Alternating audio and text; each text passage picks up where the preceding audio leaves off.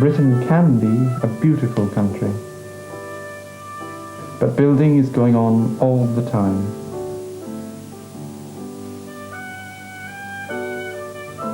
New houses are being built for people to live in. New offices and factories go up for people to work in. New roads are constructed for people to move around. Uncontrolled, the result is chaos. So, to guide all this development and balance the conflicts, governments have introduced and added to the planning system. Unfortunately, the planning system is big and complicated. It has to be because the problems are big and complicated. But it means that if you're not an expert, you can find it hard to understand. An individual can lose out. A poor community group who cannot buy expertise to help protect their surroundings can find it hard to make their voice heard. This film is about the help given by the Planning Aid Service. South Wales Planning Aid is one of many groups in Britain. Each group is run on a voluntary basis by members of the Royal Town Planning Institute. The aim is to help individuals and groups who are unable to pay for professional planning advice. Planning Aid does two things. Firstly, it can provide information about planning laws and procedures and about the workings of local government. Secondly, practical assistance can be given, such as helping with a planning appeal or making an objection to a proposed development. The three following examples illustrate the work Planning Aid has done in South Wales. In a mining valley town, a residents' group were concerned about a proposal to site a smokeless fuel briquette plant on the site of this former colliery. The residents took the initiative and organised a meeting to discuss the proposed industrial plant. Well, the reaction to this was quite violent, and stemming from that, the local authority held a public meeting at which the full force of the annoyance of the residents was vent, and from that public meeting and the feeling of some of the residents, we formed the Action Committee to fight this particular application on two fronts. Well, we were told by the applicants that it wouldn't be a nuisance, but it was a completely untried process. We were told that there would be very little smoke. We were told that there would be very little noise. This is by the applicants themselves. But how were we to know, and how could they say? Because they hadn't tried it anywhere at all, and we were not to know. And we felt in this valley that we didn't want to be the guinea pigs. Well, the first meeting of the committee, as I remember, nobody quite knew what to do. It seemed such a vast problem, and we didn't know how to attack it. We didn't know whether to do it from a technical point of view or the feelings of the people in the area, which would be the best ploy. So really, to get us out of a tight spot, I suggested Planning Aid. I thought somebody outside who was an expert could give us some objective advice, and that's what happened. But we were advised to mount a petition as soon as possible, to object on three grounds. A, first of all, on public nuisance, B, on pollution, and C, on traffic hazard. We presented the information at the public inquiry. Firstly, we presented a petition, also many letters from residents objecting to the proposal. Then we also objected on traffic grounds, and we were very, very fortunate in that we had one gentleman who was able to follow the advice given to object on the grounds of pollution and nuisance. Despite the arguments put forward by both the local authority and the residents at the public inquiry, a temporary permission was granted to the applicants to develop the briquette plant. Well, actually, the applicants were given planning permission for a period of 2 years to end on December 1984, and then it would have to be reopened, and they would have to submit another planning application, and the fight would start all over again. But whether they would have been successful in the light of recent developments, we are not at all sure. Because now it seems that moves are being made to formulate definite plans for the reclamation of this area, and also for developing the area. And we hope that those plans will go through. And these buildings which you see around you today will be knocked down, because I think you will agree they're an absolute eyesore. A positive result of the residents' group action has been a greater willingness on the part of the local authority to consult them. Well, we are now consulted, and recently we had the authorities planning officer over, and he gave us 4 options, or he showed us 4 plans with 4 options, and he did ask our comments. Of course, we must add that our comments will not of necessity be definitive and will not be the be-all and the end-all. But at least one thing that has come out of this is that we are now being consulted, and being consulted strongly, on the future development of land in this valley. Following the public meeting, when we volunteered to be an action committee, actually, as I said before, the first meeting, a lot of time was spent discussing, well, how do we do it? How do we harness all this feeling? Because there was a strength of feeling. And when the volunteer came, he was able to say, in a short space of time, I would suggest you do A, B, C, D. And in fact, he said that our strongest case was public opinion, which we weren't sure about. And that proved to be right. We had tremendous response from the public, both to the survey and in the actual inquiry, when the public kept up a stream of people in and out. They couldn't stay all day. Some people were very old, some were very young with babies, and they came in and they sat and they cheered and they clapped us, and there was tremendous help. And I think that was his strength, that he showed us how to harness that feeling. That example has shown how a planning aid volunteer advised the residents group on how to object to an industrial development that threatened their community. Now we see how planning aid helped a family who were facing problems over their own building development. A family in West Wales wanted to build a new house adapted for their disabled daughter Mary, to overcome the problems of living in their existing home.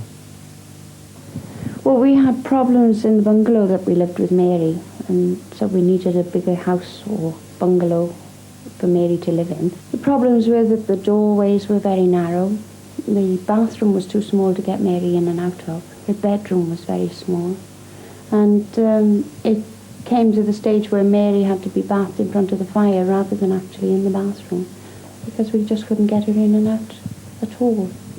I got in touch with the local authority to see if they had any plots of land or anything that they could make available to us. And we started getting problems. The local authority offered a site to the family which had been intended for old people's flats. It was a sort of semi-derelict area originally, and then it was grassed over and turned into a sort of sitting out area, come playground for the children. But it was unsuitable for the children's playground because it was so close to the corner and bounded by the road on both sides. The advantages are that the site was already a flat site. We didn't have any steps or ramps, steep ramps for Mary to negotiate, whereas in the bungalow we had very steep steps outside, and it was impossible to carry her in and out over them because of the weight and the wheelchair as well. It just became impossible to cope there. The council granted themselves planning permission, which in September 1979, and they then sold the land or offered the land to me for sale in the October 1979. So they were selling the land to me with the benefit of a new planning consent on it. However, because of objections received from the local community council after permission had been granted, the council decided to try and withdraw the planning consent. They suggested 2 or 3 different sites within the locality. When I say locality, within easy distance to the shop and the church, things like this for Mary. But they were totally unsuitable. Some were too high, some too small. One was the local cemetery. They were totally unsuitable for Mary. I was watching the television at lunchtime, and Pebble Mill at 1 came on, and watching this, and at the end of the programme they gave a telephone number for anyone to ring with problems with the disabled. So So I rang the number, and the person that I had to get in touch with was at a meeting, and I rang back again then at 4 o'clock. And within 2 hours I had a member of Planning Aids on the doorstep ready to help with the problems that I had. He was able to assure us that we had a case against the local authority, which until then, even our solicitor felt was very doubtful. And he then went away and took all the documents with him relating to the case and prepared a case that was presented at the public inquiry. He was able to give us quite a lot of advice as regards the planning itself. He was able to do a survey of the village and put all the contours of the land in and the pavements and this sort of thing. And he presented us with all this information that we put at the public inquiry. And I think had it not been for this information, we wouldn't have won it. That example has shown how Planning Aid can help a family through the problems of a planning appeal. The first example was one of helping a residents' group object to a potentially damaging development proposal. The third and last example shows how an inner-city community group were helped to put forward their own suggestions for the improvement of their surroundings. Their community worker explains why Planning Aid was contacted. Well, over the last 3 or 4 years, the community centre that I'm involved in has been involved in a lot of different planning issues. And we always come up against this problem that the local people do not have sufficient expertise to be able to argue back against the local authority. So we approached Planning Aid with a view to them helping us draft proposals which would actually be sufficiently coherent for the local authority to pay attention to them. What normally happens is that the group will meet, will discuss the kinds of issues that it feels are important and that it wants to do something about. And the Planning Aid volunteer will then come in, listen to what the group has to say and try and work out a way which would allow the group to achieve what it wanted to achieve. And it's really a question of the planners laying their expertise open to the local residents so that local residents can draw up their own proposals for their areas. It's pressing disgusting, you see. Well, like I said, you've got about 30 foot here and you've got over 30 slabs broken in this area alone. And I think most of it is done by the building people. But you know, wagons under the pavement and God knows, and all the rubbish. And that's what causing all the paving slabs to break. You know, this section is all broken there. Once you pass that junction, you've got clearer paving slabs there, but the wagons haven't been on, see? And that's, well, they come the other day and done a couple of little patches there on the corner. You know, but that's no good. You get kids now running up and down here in the summer, they just might trip over you and smash their head on the pavement. You never know. Even old-timers might trip over it. That's what I'm worried about, see, this lot. A member of the local community group explains one of the projects they've tackled. Well, one of the campaigns that the Adamstown Splot Residents Group took up was the state of the roads and pavements. We thought it would be a good idea to try and get the roads and pavements in the area repaired. So we surveyed the area. Planning Aid helped us to draw up a report and told us how to submit the report into the county council. They gave us sort of technical backing and advice on what to do with the reports once we had them and how to write them up so that they made sense.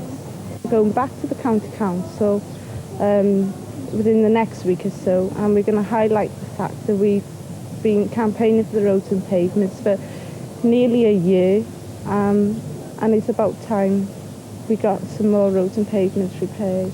We're going to go down in fancy dress and bandages, birthday cake for our first anniversary of the roads and pavement survey, and just have a lot of fun down there. In another part of the area, traffic is a major problem. One of the residents explains their campaign to have their street closed. I went along to the community centre in Clifton Street, and the community worker there helped me by providing us with forms for us to do a traffic count and to get a petition going. I got some of my neighbours together, and we did a traffic count from about 9 o'clock in the morning till, I think it was earlier than that actually, about 6 o'clock in the morning till 9 o'clock at night, because the amount of traffic that was using the street was in excess of the norm, you know, especially heavy lorries. We found that it was difficult to sit in our front rooms and watch the televisions, and I found by talking to the neighbours that they were mostly using the front rooms because the house has been turned into flats and their living parts were in the front of the houses. But we found that was difficult to listen to television and things like that. It was waking us up in the early hours of the morning, the heavy traffic. And all in all, it was a general nuisance, do you know what I mean? So we remembered that a few years back, there was a plan for a closure, and we thought it was time that it was put into motion, sort of thing, like to set the wheels going and see if we could get this done. We went along to the county council offices and handed them into the councillors there, and as a result of that, then we had several meetings with the councillors at different places, and eventually, back last October, with the final meeting at the council, we found that we were successful and they were going to close the road off. I think an individual on their own would have a bit of a job to get done what we've got done. Planning aid can help on a variety of issues. Perhaps your local council has refused you permission to extend your house, or someone is proposing to block your view with a new building, or you just want to see what can be done to improve your surroundings. If planning aid cannot help you directly, it can often pass you on to someone else who can. Your local planning aid group can be contacted through the Citizens Advice Bureau or by contacting the Royal Town Planning Institute, 26 Portland Place, London W1N 4BE. Telephone 01 636 9107.